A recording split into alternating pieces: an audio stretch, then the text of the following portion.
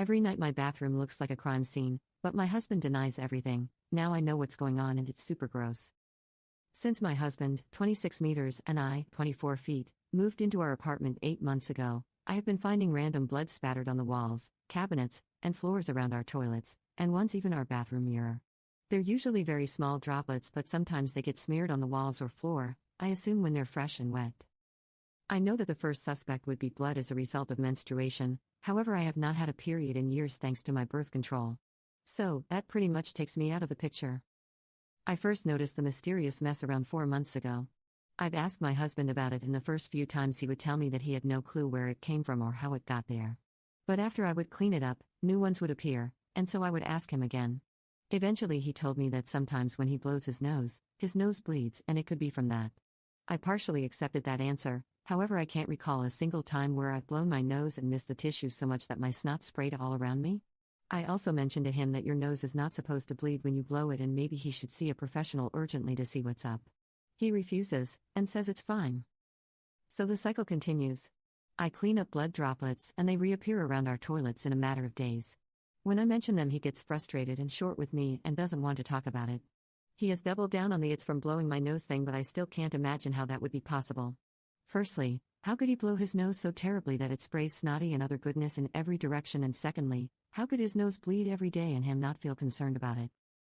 I recently asked him if his nose has always done that. I previously dated somebody with a thin nose lining, and they once got a massive nosebleed from me doing the got your nose thing, so I know it's possible. But he said no, he doesn't think it's been like that always, and then he pressured me to stop the conversation.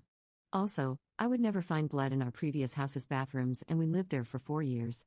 I'll add that we have a regular intimate life and I've seen basically every inch of him and there's no sign of any trauma anywhere. I'm sick of cleaning up this red mess, and I'm also repulsed by the idea that he doesn't know how to blow his nose without spraying mucus everywhere. I'm also very concerned for him if he really has new nosebleeds every day. As a friend from high school had this happen, he ignored it and it ended up being cancer in his sinus cavities. Has anyone got any idea what could be going on? Or has anyone blown their nose and sprayed snot and muck all over the bathroom before? Update 1. Here are a few answers to some questions I've been asked.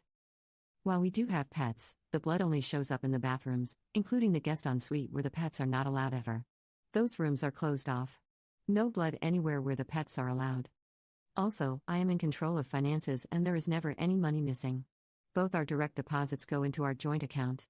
He has a credit card, but the only checking account he has is our joint one.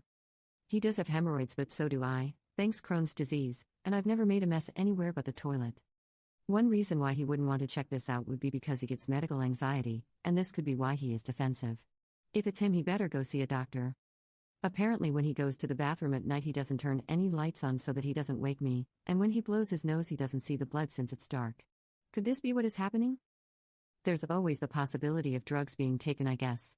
If he were hiding drugs in our tiny apartment, where should I look? I checked inside the toilets. I pulled apart every drawer. Our ceilings are too high for either of us to reach. This is such a strange situation to be in. Update 2. We solved the case of the bloody bathroom. Now, I know some people may truly believe that my husband is discreetly hiding a drug problem, but this isn't happening.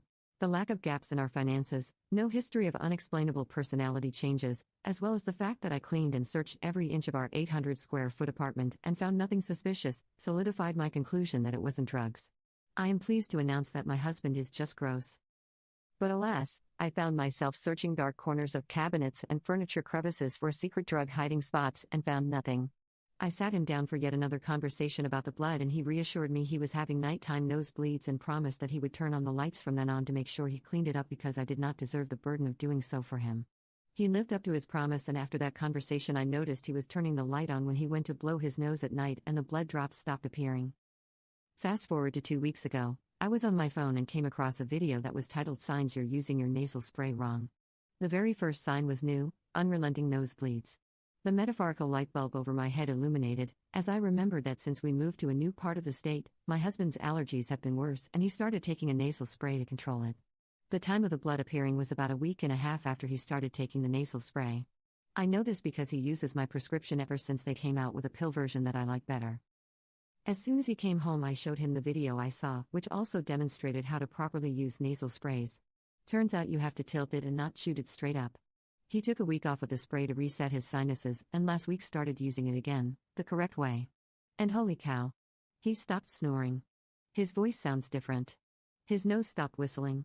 And thank the Lord, he stopped having midnight nosebleeds. No more blood, but also no more paranoia on my part, and he can properly breathe out of his nose for the first time we moved here. You may be wondering why he didn't see a doctor when the nosebleeds started. It's because we are poor and he has medical anxiety. Anyway, problem solved and case closed.